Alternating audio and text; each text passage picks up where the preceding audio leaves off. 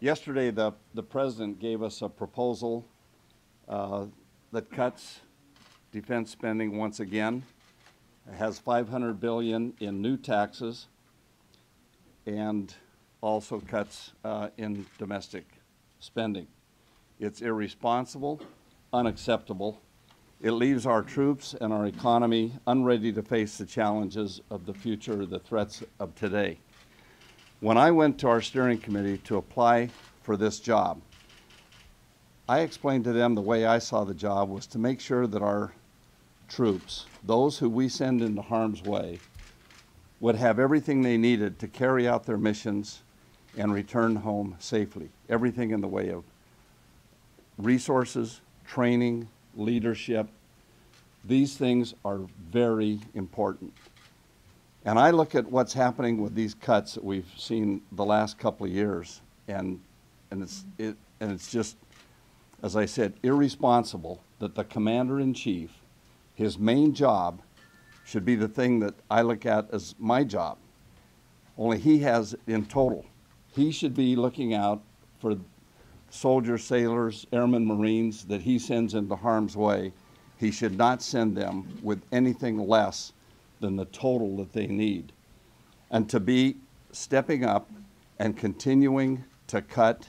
I've visited with our top leaders, and they have told me we've gone past cutting the fat, we've gone past cutting the meat, we're into the bone, and it is now where they're going to have to cut will reduce the ability to train and equip these people properly, and that's going to start costing lives. And it's time for the President to face up to what the real responsibility is, what the real problem is, and that's to look at mandatory spending. Anyway, I'm happy to be here today. We have a proposal. I'm happy to join with Senator Inhofe, Senator McCain, Senator Ayotte. She's been a leader in this effort, and we're putting forth a bill that will give us some breathing room on the sequestration. It pays for all of the sequestration for the rest of this year, 7 months, gives us time to think about it, pays for it by having a reduction in the federal workforce over the next 10 years through attrition. So it's as painless as possible to protect our troops. With that, I'm happy to introduce Senator Inhofe, the ranking member of the Senate Armed Services Committee. All right. Thank you, Buck. You and I had someone had told us back when we were serving together on the House Armed Services Committee that we'd be projecting losses of $487 billion over the period of the next 10 years. We would have said this couldn't have happened, but it did. So I've always enjoyed our close relationship, and it's going to continue now in a different form. Let me just mention a couple of things here. One is, for 14 months, we've called on the President to recognize the impact of the sequestration. I think it's been intentionally held down so people don't realize how bad it could really be. And as long ago as 2 years ago, when Senator John Kyle and Senator Kelly Ayotte got together with the House committee and looked at what is coming up and what we're going to be able to do about it, that was kind of the beginning of all this. Unfortunately, when the President came out with a plan yesterday, and I saw the plan, I saw the 25% domestic, 25% defense, and then 50% the tax increases. That was a non-starter. I think he knew that.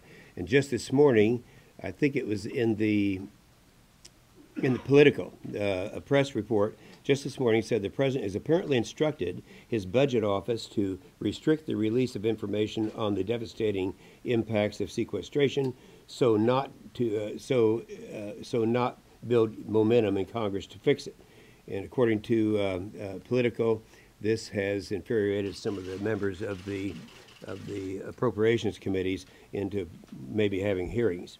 Well, there's no way to delay sequester until the end of the year, but there is a way now to do it, and I applaud the House committee and Kelly Ayotte for the work that they've done, and that's what this is all about today. This is a way of doing it without cutting defenses, without cutting domestic, and without raising taxes. If sequester is allowed to take place and the continued resolution is not fixed, the Department of Defense stands to waste billions of dollars. I like the way that Admiral Winfield said it the other day, the Vice Chairman of the Joint Chiefs. He said, and this is a quote, he said, there could be, for the first time in his career, his long career, instances where we may be asked to respond to a crisis, we will have to say we cannot do it. Well, I would like to say that I'm really pleased with the committee that we have, the minority there in the Senate. We have a lot of talent there. We're going to use all that talent. We have people that are heading up our 6 committees as Senators Sessions, McCain, Graham, Ayotte, Wicker, Fisher, and others on the committee. So it's going to be my strategy, and has been in the past, to use this talent to make sure that they are the ones who are going to be driving this, and it's certainly not going to be a one-man show. With that, clearly, Senator Ayotte's the one who's been driving this so far, and with that, I'd like to have her come forth with the vote, the bill that will be the Ayotte bill in the Senate, and explain what we're going to be doing with that. Kelly? Thank you, Senator Inhofe. I want to thank Chairman McKeon for his leadership, and we know how passionate you've been on this, Buck. We appreciate it. And of course, my colleagues, Senator McCain and Graham, we traveled around the country on this issue a year ago and still feel as passionate about it, about the impact on our national security by allowing sequestration to go into effect. And I also want to thank my colleagues, certainly from the House, Representative Turner, Representative Thornberry, for being here. Here's where we are. We know, based even from seeing our Secretary of Defense and from the Chairman of the Joint Chiefs of Staff this weekend on the Sunday shows, what the impact of sequestration is going to be to our national defense. And I guess I would ask everyone here, do we believe it's safer around the world right now, with Iran marching toward nuclear weapons capability, with the assault and all of the 60,000 people who have been murdered in Syria, with the weapons that we have seen coming from the Gaddafi regime that have ended up with the incident in Algeria. We can go on and on about the challenges we face, and let's not forget we are still at war with our troops that we recently visited in Afghanistan. So our national security challenges remain great, and we have already reduced defense spending $487 billion. And so it's time for the Commander-in-Chief, his foremost responsibility and ours, to keep the American people safe, that we stop this sequestration. And frankly, our defense should not be used as a bargaining chip because of other policy aspirations that people want to accomplish.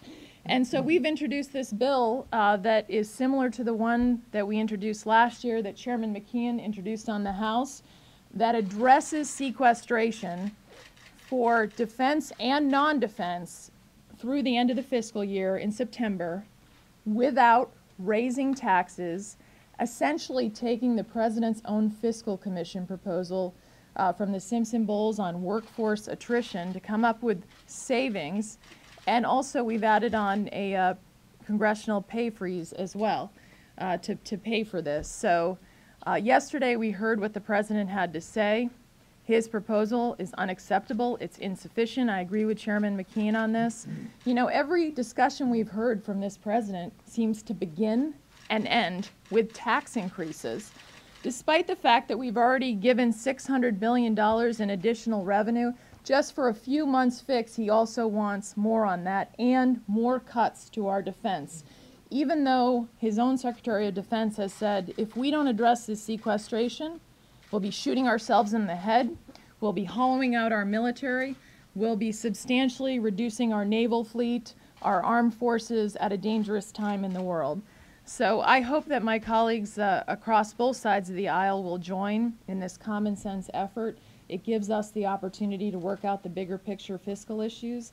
Now that the Senate Democrats have said they were willing to do a budget, I also serve on the Budget Committee. But this bill makes sense. I hope it is passed quickly. And I also would share with what Senator Inhofe said. Let's put where we are now. We had the President of the United States who said during the campaign, this is not going to happen. when he talked about sequestration. Well, here we are. His administration stopped WARN Act notices from going forward, rewrote the law on that so people wouldn't be warned on the impact on it.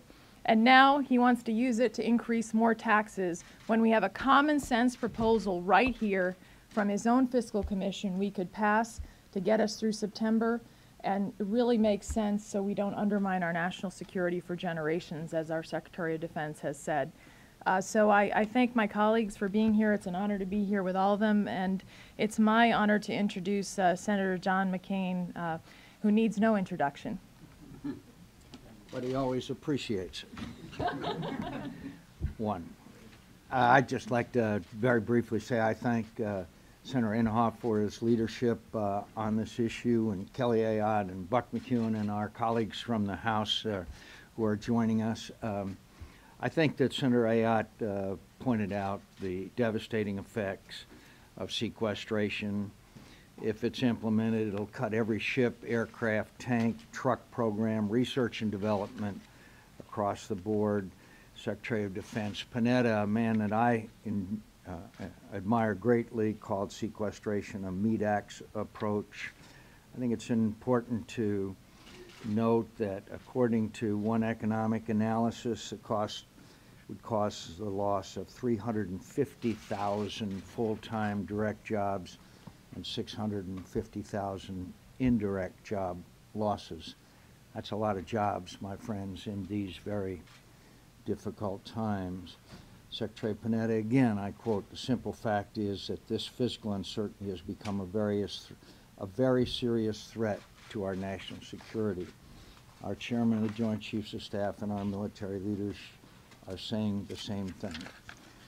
In the late 1970s, after the Vietnam War, the Chief of Staff of the Army, General Scheimeyer, testified before Congress that we had a, quote, hollow army, which then caused the attention of the American people, and one of the reasons why Ronald Reagan was elected to be President of the United States, because of our rapid decline in national defense that took place previously. We've seen this movie before, and we live in a more dangerous world than any that I can remember since the end of the Cold War. This is the wrong time for sequestration to take place, and we should be able to sit down together and resolve this without, again, asking the American people to have their taxes increased. I thank you, and next is the lawyer from South Carolina, Senator Graham. We're going to spend $47 billion over the next $10 trillion, 46 or 47 trillion, over the next decade. The question is, can we reduce spending by 1.2 trillion without raising taxes and destroying the Defense Department? The answer is yes, if we want to. Now, the President has a proposal. I don't think it's sound, but let's vote on it. To Harry Reid, the House has tried to fix sequestration in the past. We've done nothing in the Senate. It's one thing to be the world's most deliberative body. It's another thing to just to be absent. We've been the most absent body in the history of modern politics. We're not doing anything in the Senate. So Harry, please take the President's proposal or come up with one of your own, put it on the floor, and let's start voting. If you don't like what we're doing, come up with your own. Now, as John would say, a little straight talk. We have our fingerprints as Republicans on this proposal, on this sequestration idea. It was the President's idea, according to Bob Woodward's book, but we as the Republican Party agreed to it. We got in this mess together, and we're going to have to get out together. Mr. President, help lead us, and unlike anyone else on this stage, you are the Commander-in-Chief. Do you really want your legacy to be at a time of great conflict? You led the American Congress into a deal that would destroy the military at the time we need it the most. You want to pivot to Asia? How do you do that with 232 ships? What about Iran acquiring a nuclear capability? If you exempt personnel from sequestration, what the President's chosen to do, how do you modernize the F-16 and F-18? How do you go deep into Iran without the F-22 and the F-35 coming into being. Our enemies would love this to happen. I'm sure Iran is very supportive of sequestration. I'm sure Al-Qaeda training camps all over the world would be pleased with the fact that sequestration would gut the CIA and the intelligence platforms we have to follow them around. It's just not about tanks and planes, the smallest air force since in the history of the country, the smallest Navy since 1915, the smallest Army since 1940. It's about the CIA. It's about the intelligence gathering capabilities of this country. It's also about the Department of Education. It's about non-defense matters. So I'm hopeful that we can finally start voting in the Senate rather than just complaining about what the House does. To the President, we bear responsibility as Republicans for allowing this to happen. Lead us to a better solution. If you do not, Mr. President, you will go down in history, in my view, as one of the most irresponsible commanders-in-chief in the history of the country, because what you will have done, Mr. President, is that you would have allowed the finest military in the history of the world to deteriorate at a time when we need it the most. Let's not let that happen. Mac Thornberry from Texas. Let me just add or emphasize 3 quick points. One is reducing civilians by attrition is a good idea, even at DOD. And I just remind you that yesterday, the recently departed Undersecretary for Policy, Michelle Flournoy, argued in the Washington Post that we needed to reduce civilians at DOD as a way of improving efficiency within the Pentagon. I'd say that applies to all the other agencies as well. Secondly, most of the concern about sequestration is focused on readiness and training, which is absolutely true. If you talk to the lawyers that work at defense contractors, they think they're going to have a field day. And we've even had testimony last year in the House Armed Services Committee that the legal hassles emanating from sequestration may eat up a lot of the savings. But beyond that, as Senator Ayotte and Lindsay referenced, there's a lot of dangerous places in the world. And what we do is try to develop capability to deal with the unknowable contingencies of what could happen at a place like Syria or Iran or North Korea. With less money, you can prepare for fewer contingencies. And so the point is, it's not just readiness, it's not just lawyers' pockets this feeds. This also hurts us in the real world today. Final point is, there's lots of options to deal with this. As was mentioned, the House passed bills twice last year to substitute sequestration savings for other, more targeted savings, so that you save the same amount of money, you're still fiscally responsible, but you don't gut defense and the domestic programs as well. Today, we have another proposal that's out there on the table. I suspect there may be another one or two in the next few days. Anybody who has been around Washington the past 2 months knows that if any one of us comes and says the answer to this is taxes, they hadn't been living in the real world after what we've all just been through for the last 2 months. It's time to be more serious about this, to get off the campaign trail and to be a commander-in-chief. My colleague Mike Turner from Ohio. Thank you, Mac. Our Commander-in-Chief is committing malpractice on the Department of Defense. The President has gambled with our national security with sequestration, and it is a losing bet. To give some perspective, the defense budget is just slightly less than 18% of all of our spending, but yet sequestration would have 50% of the cuts falling on defense spending. So 50% of the cuts fall on less than 18% of our overall budget. Now, the President has now made a proposal that includes taxes, but also includes that 50% of the sequestration cuts would fall on defense. When the President was campaigning, he was saying that the sequester cuts would not happen. He didn't say half of the sequestration cuts would not happen. He said sequestration would not happen.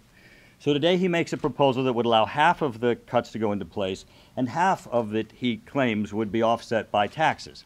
This has been a problem that has been around for over a year, and in this late hour, the President comes forward with a proposal for taxes to offset half of it, taxes that he knows would not be in our coffers in time to offset the overall expenses that are needed in order to address the issue of sequestration. Now, the President's proposal, in addition to raising taxes and putting greater burden on our economy, is only half of a solution, since it allows 50% of the cuts to go into place. The bill that we're here for today, the McKeon-Ayotte bill, is not half a solution, it's a whole solution. And it looks overall not at just the less than 18% of the budget of the Department of Defense, but across the entire budget, as we should responsibly do, for cuts that would offset these important cuts that we need to avoid. In addition, as we look overall to the fact that the world is not becoming a safer place, these cuts are irresponsible. So this bill allows us to responsibly restore the spending, to make certain our national security is protected, and that we in turn look further into our budget for ways that we can responsibly reduce overall spending. Thank you.